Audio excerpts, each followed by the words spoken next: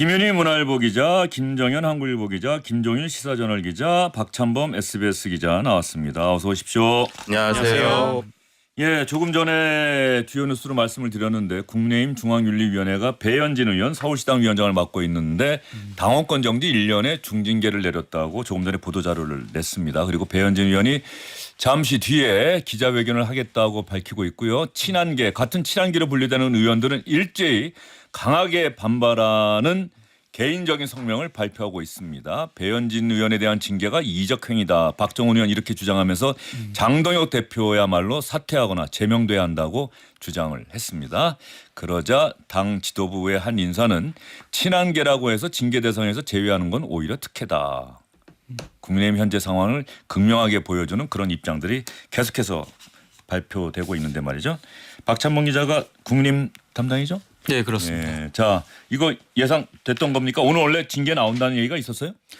원래 이미 기자들 사이에서는 이미 윤리위원들이 결정문 쓰는 작업에 들어갔고 네.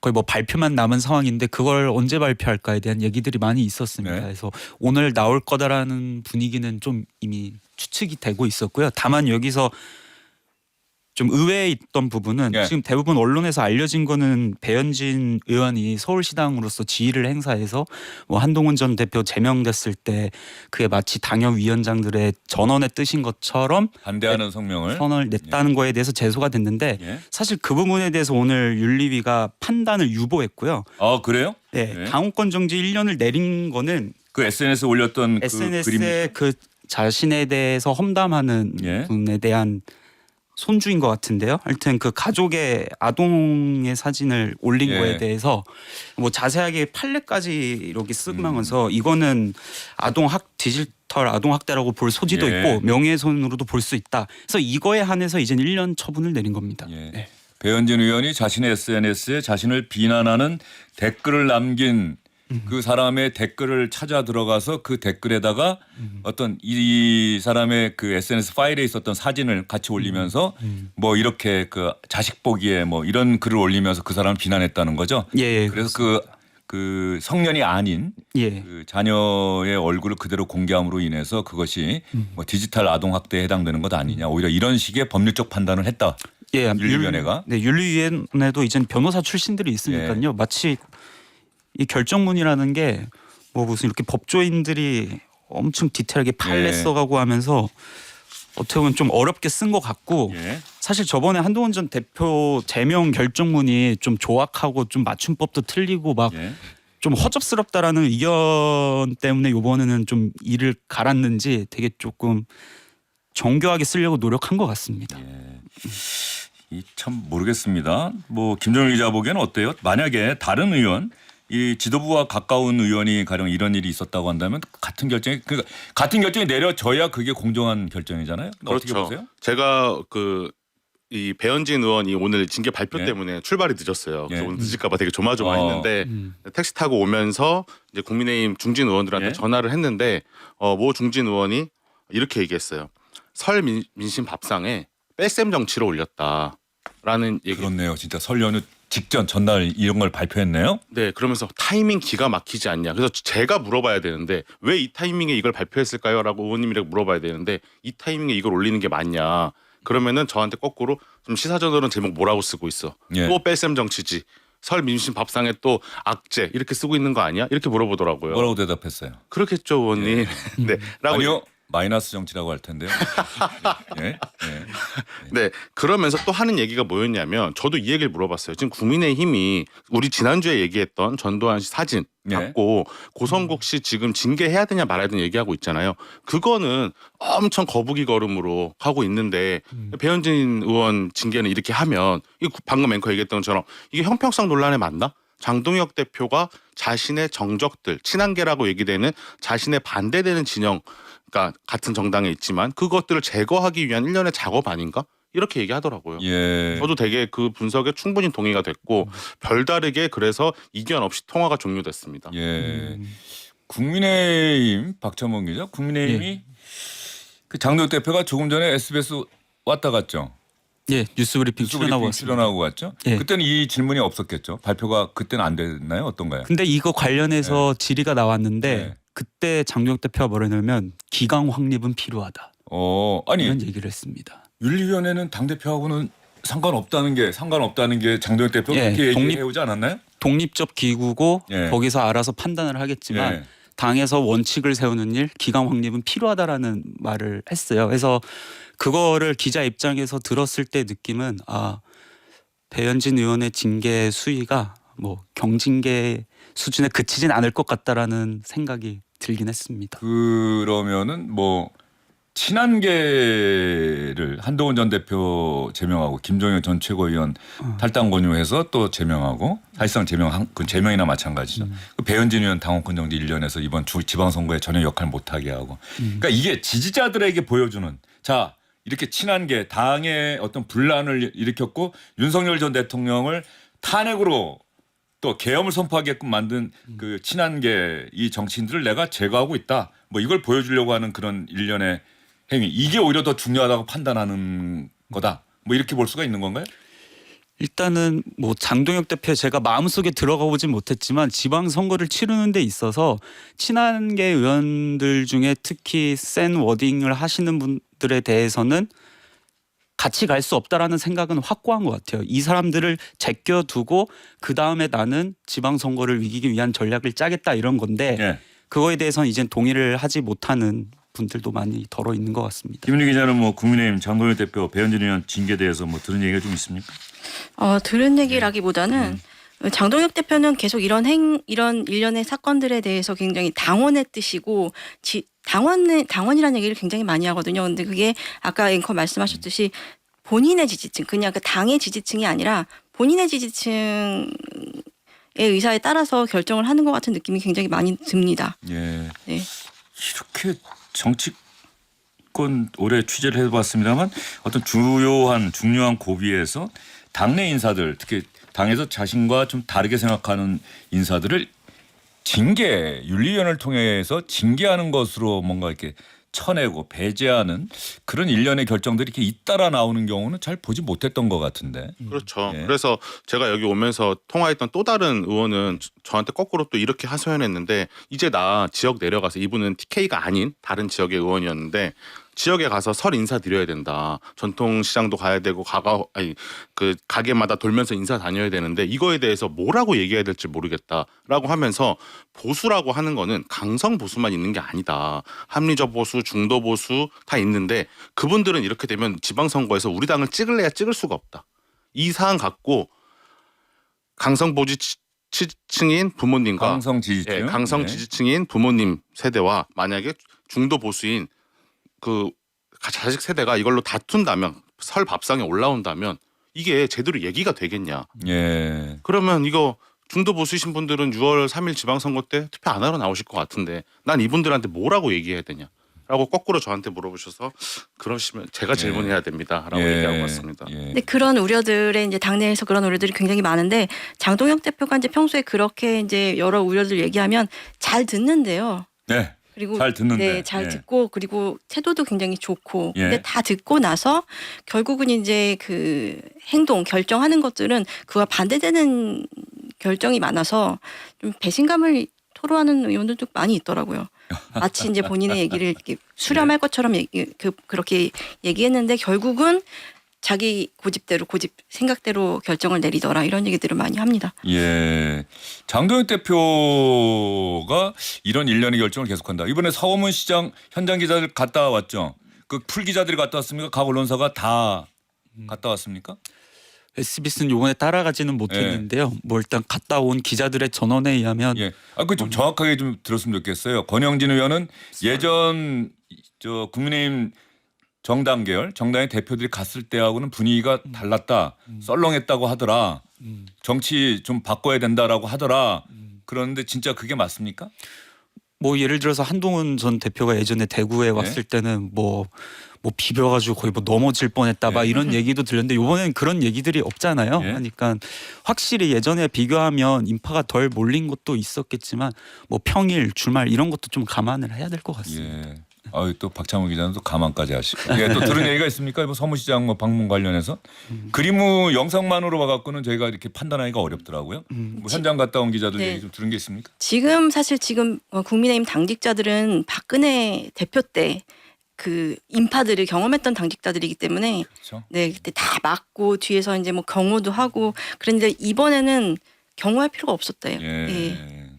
뒤에서 많이 이렇게 뭐 사람들이 몰려들거나 뭐 고성을 지르지도 않았고 또 막 인파가 막 몰려들어서 환호하지도 않았고 이렇게 좀 썰렁한 분위기였다고 합니다. 배현진 의원이 잠시 뒤에 기자회견을 하면은 저희가 가능한 한 배현진 의원의 입장 발표되는 대로 또 목소리를 육성으로 여러분께 들려드리도록 하겠습니다.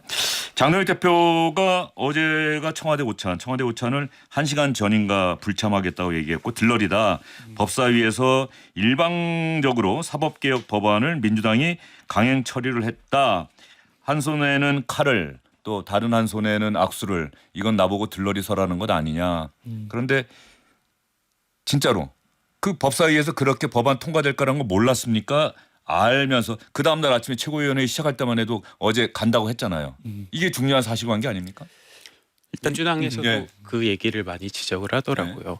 물론 법사위에서 열어서 우리가 합의 처리하자 이것까지는 아니더라도 보통 전체 회의를 열면은 여야 의원 모두한테 통보가 하잖아요. 네. 그리고 무슨 법안을 처리할지도 대충 알고 있고 그러면은 국민의힘 입장에서는 민주당이 이걸 단독 처리를 하겠구나, 우린 불참을 해야겠구나라는 건 정도는 알고 있었을 텐데 그때만 하더라도 참석으로 확정이 돼 있었는데 최고위 오전까지만 해도 확정이었는데 어떤 상황이 생겨서 갑자기 이제 불참을 했으니까 그것 때문이라고 이유를 다는 건 너무 비겁하다라는 얘기들이 나오더라고요. 민주당에서. 예. 자, 국민의힘에서 솔직하게 한번 취재한 기자로서 한번 얘기를 해보죠. 그러니까 취재를 해봤는데요. 처음에 최고위에서 말을 나 가겠다고 하고 예. 최고위원들이 연달 안 됩니다 하고 제노위에서 안 된다고 얘기를 하니까 순간 기자들은 이거 약속 대련 아닌가, 원래 안 갈 생각이었으면서 이렇게 그냥 밑밥을 깔아놓은 거 아닌가 생각했는데 끝나고 나서 주변 지도부나 이런 분들 취재를 해보면 대표는 사실 가려고 했던 의지가 꽤 있었다고 합니다. 그래서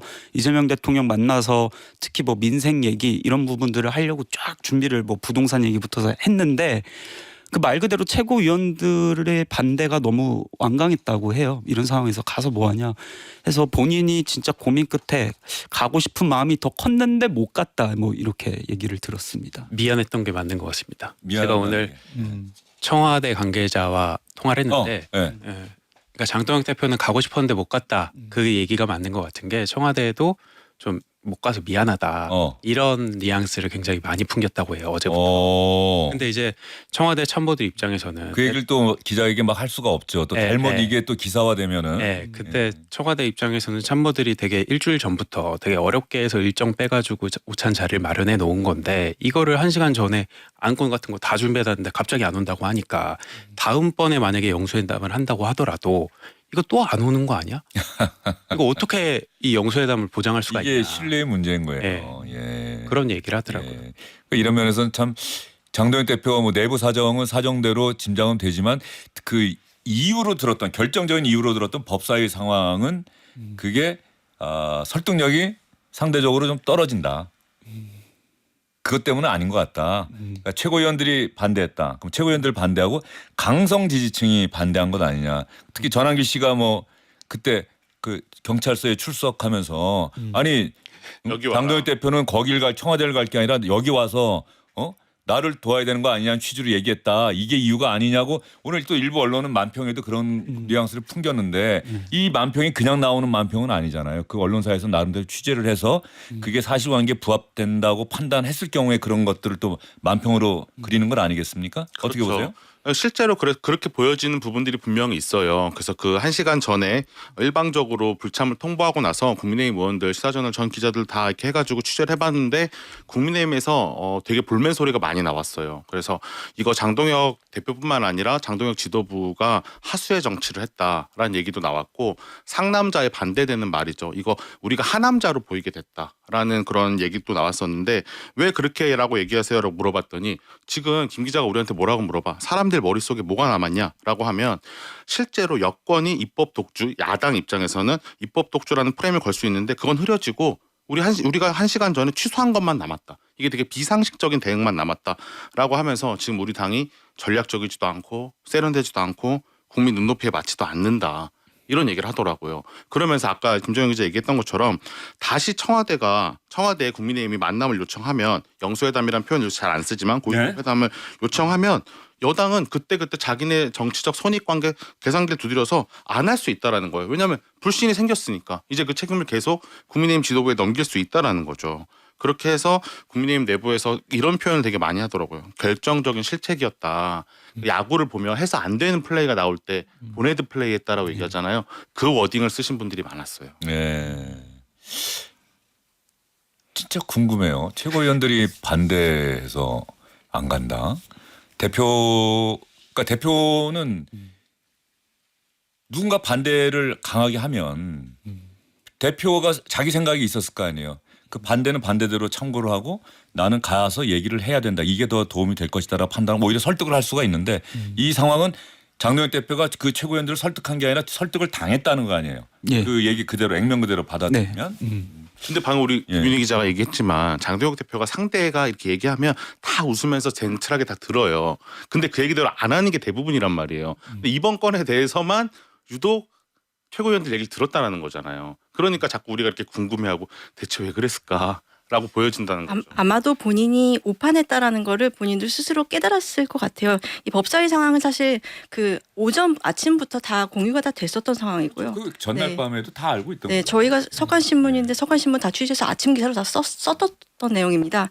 그런데 그럼에도 불구하고 오찬을 받았던 거고 조금 안이하게 생각을 했던 것 같고 이 파장이 얼마나 올지에 대해서 그리고 대통령 면전에서 뭔가 본인이 하고 싶은 얘기를 하고 사진을 또 찍고 그걸 이제 설 연휴에 이렇게 좀 지지층한테 소구할 수 있는 스토리를 좀 만들고 싶었었던 욕심이 있었던 게 아닌가 싶습니다. 도대체 국민의힘이 주장하는 특검을 누구한테 가서 얘기를 하느냐 말이죠. 그 특검은 어디로 갔는지 모르겠어요. 그렇게 강하게 특검을 쟁취하기 위해서 단식 농성까지 했던 건데 이 특검 얘기가 지금 아무도 얘기 안 되고 있잖아요. 가장 좋은 기회를 장동혁 대표가 얘기를 안 한 거잖아요. 기자들이 기사를 안 쓰고 있잖아요. 그죠? 이번에 만약에 가서 그 얘기를 했다고 한다면 그 기사가 됐을 거 아니에요. 그렇죠. 제목으로 면전에서 특검 도입 강력하게 요구 여기에 대해서 이재명 대통령이 그렇죠. 뭐라고 얘기했다라고 그렇죠. 기사가 났을 거 아니에요. 그랬으면은 예전에 이재명 대통령이 윤석열 전 대통령한테 할 때 A4 용지 이렇게 뽑아가지고 40분인가 동안 읽었잖아요. 예, 그렇죠. 네, 그렇게 만약에 이번에 장동혁 대표가 이재명 대통령 앞에서 그렇게 이재명 했으면 대통령은 이재명 대통령 당연히 그거 그대로 보겠죠. 본인도 야당 그렇죠. 대표 시절에 했던 거니까. 네, 그리고 그게 이제 만약에 모두 발언이 공개된다라고 하면은 설 민심 밥상에 그게 올라가거든요. 그리고 국민의힘 지지층 입장에서는 야 그래도 장동혁 대표가 이재명 대통령 앞에서 이렇게 할 얘기 하네. 아 이거 속 시원하네. 라고도 할 수 있는데 그 기회 자체가 사라졌다는 거에 대해서 국민의힘 의원들이 혹은 당직자들이 이게 전략적이지도 않고 세련되지도 않다라고 얘기하는 겁니다. 자, 이렇게 얘기를 들어봤는데요. 일단 장동혁 대표와 정청래 대표 얘기를 차례로 들어보겠습니다. 장동혁 대표의 오늘 얘기겠죠. 오늘 얘기부터 먼저 장동혁 대표의 오늘 얘기부터 들어보고 그다음에 정청래 민주당 대표가 또 뭐라고 하는지도 들어보도록 하겠습니다. 장동혁 대표 얘기입니다. 대통령과 협치하자, 인생을 논하자, 머리를 맞대자라고 하면서 밤에 그렇게 사법질서와 헌정질서를 파괴하는 악법들을 일방적으로 처리하는 것은 초딩도 상상조차 하지 않는 일입니다. 그 어디에도 저는 협치의 의사는 전혀 없었다고 생각합니다. 대통령과 여당 대표가 불편한 관계로 싸우다가 명절 전에 두 분이서 손잡고 웃는 사진 하나 만들기 위해서 야당 대표를 불렀으면 적어도 그 사진값은 해야 되지 않겠습니까? 참 해괴한 일이고 무리하기 짝이 없는 일이었습니다. 그야말로 가볍기 그지없는 초딩보다 못한 유치한 결정이었다고 저는 생각합니다. 어린아이처럼 제발 좀 그러지 마십시오. 앞으로 국민의힘이 어떤 말로 협치를 운운하든 국민께서 그 말을 진정으로 믿을 수 있겠습니까? 에휴, 국민의힘이 진정 민생을 생각한다면 정략적 판단을 거두고 국익을 위한 초당적 협력에 동참할 것을 다시 한번 강조드립니다. 김정영 기자, 정청래 대표 저거 의도된 연기예요. 아니, 하다 보니까 저렇게 깊은 한숨을 공개적인 자리에서 내쉬는 경우도 드문데. 애드립인 것 같습니다. 애드립이에요. 그리고 이렇게 상대를 비판하고 공세를 퍼붓고 하는 예. 게 원래 정청래 대표 당대표라는 별명도 있듯이 스타일이잖아요. 예. 오랜만에 전공 분야가 나왔다라고 아, 봅니다. 예.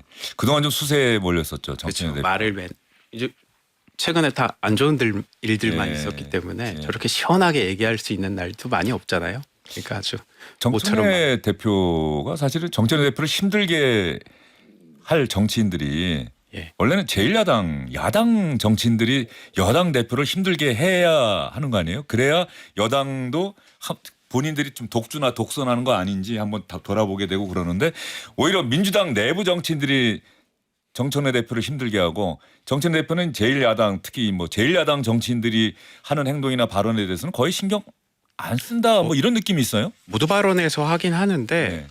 딱히 그게 인상적으로 들리진 않습니다. 그러니까 워낙, 위협감을 예. 못 느낀다. 예. 뭐 어떤 압박감을 못 느낀다. 정청래 대표가. 예, 당내에서 워낙 많은 일들이 있다 보니까 예. 기자들이 그런 발언에 별로 그렇게 주목하지 않고 있는 것 같고 그 아까 앵커께서 말씀하셨을 때 이제 정청래 대표를 힘들게 하는 게 이제 당내에서 힘들게 한다라고 하는데 당내 이제 반청원들은 거꾸로 생각합니다.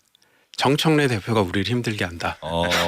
라고도 생각하기 때문에 네. 예, 그런 의견도 있습니다. 자, 정청래 대표는 이렇게 한 고비를 넘어섰잖아요. 네. 그 합당은 어쨌든 지방선거 전에는 안 하는 걸로 예, 리더십에 상당한 타격을 받은 거죠. 본인이 공개적으로 제안했던 건데. 네, 그리고 어쨌든 이 일련의 과정을 통해서 민주당 내부의 어떤 역학관계 어떤 권력 투쟁이라고 할까요? 갈등 이런 것들이 그대로 그 국민에게 노출이 된 거예요.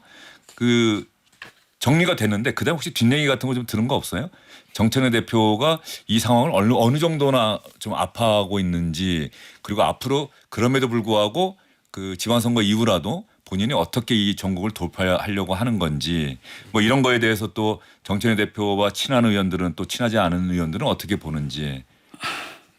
거기까지가 취재는 안 된 것 예. 같은데 일단 정청래 대표 측에서는 그 당시 이제 의총을 하고 이제 합당 논의를 중단하기로 하고 그날 오후에 비공개 최고위를 열었잖아요. 네. 근데 그때 이제 합의문 같이 이제 발표를 했잖아요. 뭐 3가지 정도를. 예. 근데 이제 그때 어떻게 우리가 이제 지선 이후로 이걸 추진할 것인가를 두고 추진위원회로 할 것인가. 아 합당. 예. 근데 그 보시면 아시겠지만 추진위원회가 아닙니다. 추진준비위원회라는 걸 만들거든요. 예. 그러니까 이제 추진은 하는 건데 추진을 준비하는 위원회라서 그때부터 이미 합당에 대해서 반대하는 분들의 의견 때문에 그렇게 됐는데 앞으로 정청래 대표 그거를 이끌어 나가려면 쉽지 않을 것 같습니다. 예. 일단 정청래 대표는 이제 관건은 뭐 지방선거 이기는 건데 네. 완벽하게 정말로 압승이다라고 하는 평가를 받을 정도로 이겨야 그게 거의 정청래 대표 입장에서는 그야말로 본전이 되는 거 아니겠어요? 그렇죠. 당내에서는 우리가 지방선거를 이긴다고 했을 때 네. 민주당에서 네. 서울시장을 이겼다, 부산시장을 이겼다. 예. 그걸 누구 덕이라고 보겠습니까? 예. 정청래 대표가 잘해서 이겼다라고 생각하는 의원들은 많지 않을 거고 이재명 대통령이 잘해서 이긴 거죠. 어차피 여당의 그렇죠. 승리는 집권 여당의 승리는 대통령 지지율로 치르는 거죠. 네. 그러면은 정청래 대표는 어디서 평가받아야 되는가를 중요한 포인트네요. 따졌을 땐 호남에서 평가를 받아야 되는 거죠. 조국 혁신당과의 예. 그 경쟁. 예, 거기가 진짜 무한 경쟁이 펼쳐지는 예, 곳이잖아요. 예. 그래서 거기서 이제 군수 혹은 뭐 도의원들 이런 걸 이제 많이 뺏기게 되면 그게 리더십의 진정한 상처가 되지 않을까라는 생각은 듭니다. 그게 사실 민주당 입장에서는 지금 부담스러운 게 내부 경쟁이 있을 거 아니에요. 예, 그 경선을 통해서 이제 후보를 정하는데 경선에서 안 될 것 같은 후보가 경선에 참여하면은 또 탈당이 안 되잖아요. 출마 못 하죠. 그렇죠. 근데 미리 그럼 난 탈당할래요 하고 탈당해서 조국혁신당이 그러시면 저희 당에 오셔서 저희랑 함께 하시죠. 그래서 후보가 되고 지난번에도 뭐 재보궐선거 이런 데서 그런 경쟁이 있어서 조국혁신당이 이긴 데가 있잖아요. 가면군수 보궐선거에서 예. 세게 붙었었죠. 예. 그래서 이번에 합당의 이유로 얘기 나오는 것들이 결국 합당을 하게 되면 호남에서 경쟁을 안 하게 되잖아요. 예. 그럼 그거는 누구의 이득인가? 이재명 대통령 입장에서 봤을 때는 조국혁신당이 이기든 민주당이 이기든 그렇게 큰 차이 없습니다. 예. 그거는 이제 정청래 대표한테는 호남에서 합당을 하는 게 굉장히 유리한 그렇죠. 국면에 서게 되는 예, 거죠. 예. 자, 김정일 기자나 김윤우 기자가 뭐 민주당 관련해서 들은 얘기가 있으면은 이 정천회 대표 이런 취재가 참 사실은 궁금하잖아요. 이럴 때 정천회 대표 만나서 좀 얘기 좀 들어보고 그 어떤 생각을 갖고 있는지 어느 정도 아픈지 아니면 전혀 안 아픈지 난 자신 있다고 하든지 뭐 이런 얘기들이 좀 궁금하긴 한데. 정청래 대표가 매우 그 속상하고 예. 섭섭해했다라는 얘기를 들었는데 예. 그 핵심 중에 하나가 이재명 대통령 사건 공소 취소와 국정조사 추진을 위한 의원 모임 이란 의원 87명. 예. 예, 공소 이- 취소. 네, 예. 이게 그 사실상 이제 띄워졌는데 이게 그러니까 반정청래계 모임처럼 예. 언론에서도 쓰고 민주당에서도 그렇게 인식이 되고 있는데 이거에 대해서 제가 정청래 대표 랑 친하게 지내시는 측근 의원들한테 들었는데 정청래 대표가 내가 과속 스캔들한 거 맞는데 그렇다라고 해서 나 블랙박스도 달고 내가 달리는 차에다가 날 내리라고 하진 않았지만 내가 달리는 차에다가 블랙박스도 달고 내가 가라는 대로 맘대로 가지도 못하게 내가 딱 정해주는 내비게이션도 달아주고 밖에다 CCTV도 이렇게 많이 다는 거야? 라는 취지의 그런 뉘앙스로 얘기를 했다는 거예요. 그러니까 민주당 의원이 160명이 조금 넘는데 165명인가 그런데 87명이라고 하는 거는 절반에 가까운 숫자잖아요. 어마어마한 절반이 넘죠. 네, 절반이 예. 넘는 숫자가 반정청래계라는 그런 언론에서 쓰는 그런 뉘앙스가 담긴 의원 모임이 띄워지는 것 자체에 대해서 당대표 입장에선 위신도 서지 않고 권위도 서지 않고 리더십에 그만큼 타격을 입은 거잖아요. 그리고 앞으로 지방선거 관련해서 자기가 어떠한 의사결정을 할 때 그때 고비 때마다 브레이크를 걸 수 있는 의원 집단이 생긴 거잖아요. 예. 이거에 대해서 상당히 불쾌해하면서도 섭섭해하면서도 민망해하는 상황이라고 합니다. 예. 그러면 지금 이왕 얘기가 나왔으니까 그 공소 취소, 이재명 대통령에 대한 검찰의 공소 취소 그리고 국정조사 추진을 위한 의원 모임 관련해서 김영진 의원이 원래 친명, 찐명 뭐 이렇게 분류됐던 의원이잖아요. 김영진 의원 얘기 한번 들어볼까요? 언론은 자꾸 이 모임을 무슨 뭐 친명 모임 뭐 이런 식으로 성격 규정하는 걸 어떻게 평가하세요? 뭐 모르겠어요. 민주당에도 정치 탄압과 조작 기소 대응 특별위원회가 있거든요. 네. 그래서 또 이제 요거는 아주 더 좁혀서 그 공소 취소와 국정조사를 위한 의원 모임으로 아주 좁혀서 지금 그 모임을 만들어서 이거를 정파 모임이다 아니면 무슨 모임이다라고 몰고 가는 거는 적절하지 않은 것 같아요. 80여 명 이상이 그 참여를 했으면 당의 공식 기구에서 대책위원회로 흡수해서 해 나가는 게 저는 합리적인 선택과 결정이 될 것이다. 저는 당이 이 문제를 의제로 삼아 추진해 나가는 것으로 제안하고 소멸하는 게 필요하다 그런 생각입니다. 김영진 의원이 MBC 라디오 나가서 한 얘기인데 김영진 의원은 아마 이 모임에 참여할 생각이 없다. 자신이 친명이고 찐명인데 그리고 당 공식 기구가 있는데 별도로 이런 의원 모임이 만들어진 거는 바람직하지 않다. 이 모임은 소멸시키고 없애고 그 공식 기구로 흡수하자 이런 얘기를 하고 있는 건데 이게 좀 뭐 여러 기류가 있는 모양이에요. 일단 청와대에서는 공식적으로 얘기를 하진 뭐 반응을 내놓고 있지는 예. 않지만 일단은 대통령이 과연 이 모임을 좋아할까? 라는 의문을 좀 제시하는 분들은 좀 많았어요. 그러니까 어떻게 보면 이 대통령을 특정 계파의 수장으로 만드는 거잖아요. 뭐 친명이라는 표현 자체도 뭐 친명, 뭐 반명 이런 계파의 분류 자체를 되게 싫어하고요. 그렇기 때문에 그건 저도 동의하는 게 예. 명청대전 뭐 이런 식의 갈등 그 기사 제목은 사실 제가 보기에는 그 상황을 정확하게 표현하는 기사가 아니에요. 어떻게 여당 대표와 대통령이 갈등하고 그럴 수가 있겠습니까? 이거는 절대 아니. 지금 진짜 누가 봐도 지금 적어도 민주당은 다 친명이죠, 뭐. 그건 분명한 거죠. 근데 친청인지 즉 친정청래인지 아닌지는 기자들이 그럼 분석을 해봐야 되는데 그 정청래 대표를 지지하지 않으면 친명, 정청래 대표를 지지하면 그 사람은 뭐 반명이 아니잖아요. 그렇죠. 그러니까 이 표현은 좀 자제해야 된다고 네. 생각하는데. 이게 청와대에서도 그래서 친청 반청으로 하지 친청으로는 예. 불러주지 말아달라. 어쨌든 명자가 네. 들어가는 제목은 좀 쓰지 말라 네네. 기사도. 왜냐하면 계파의 수장이 되는 거기 때문에요. 그래서 일단은 썩 좋아하는 분위기는 아닙니다. 예. 예. 좀 그것도 중요한 포인트인 게 이재명 대통령에게 이게 이런 모임이 과연 도움이 될 것이냐 이런 생각을 좀 해봐야 되는 게 그 초기인가요? 초기죠. 대선 진행되거나 아니면 그 직후인가 왜 재판중지법 통과시키겠다고 막 속도를 네, 냈었는데 그래서 그때 이재명 대통령이 정쟁에 끌어들이지 마라. 나를 정쟁에 끌어들이지 말라고 얘기하면서 이게 브레이크가 걸렸잖아요. 그러니까 그런 것들. 근데 지금도 지금 그런 국면인데 아직 대통령의 생각이나 청와대 생각이 적어도 이 재판소원법 그다음에 대법관 증원 이 부분에 대해서는 아직 얘기가 안 나온 거죠. 네. 그리고 이 모임에 대해서도 이 모임에 대해서 그렇긴 합니다. 근데 이제 최근에 보면 그 대통령이 그 전준철 변호사 특검 인사 추천 때도 예. 대통령이 조금 탐탁치 않은 느낌을 풍긴 것은 맞는 것 같아요. 특검의 네네. 요 특검. 네네. 그런데 이게 이 모임, 그러니까 아까 말씀하신 그 뭐라고 공소취소, 공소취소. 국정조사 추진에 네. 대한 이 모임 안에서는 경로로 부풀려졌거든요. 대통령이 경로했다. 그러니까 이게 본인들의 어떤 정치적인 이해관계에 따라서 대통령의 그 감정이 조금 의문이라고 표현을 하는 게 맞는 것 같아요. 의문을 보였던 것이 경로로 부풀려지고 이게 갈등으로 계속 대립구도가 만들어지고 이런 거에 대해서 좀 불편해하는 기색이 뚜렷합니다. 예.